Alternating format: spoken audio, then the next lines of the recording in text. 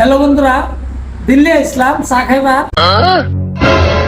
তারপরে ভাবলাম মানে একটা বস্তু দেয় দেখলাম আসরিত লাগবে। তোর একটা জীবনও দেখছি না, দেখে ডরাই না যায়।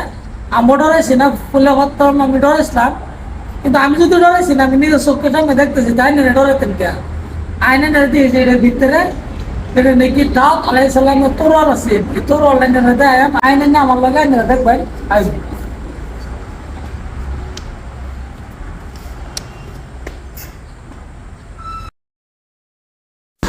ভিতরে আন্দালাম দেখুন কি বড় তরোয়াল রে, জামাই সে দেখতেছে আমার যা ডর করতেছে দেখে হেরে এটা ফার মারলে মানুষ থাকবো বুঝুন চান, মানুষ বাঁচবো। কি সুন্দর তরোয়াল, অত বড় তরোয়ালটা দেখলাম। তরোয়ালটা কিরকম দেখলাম বিরাট ডঙ্গর, এমনি ক্যামেরা মধ্যে আছে শুনুনি।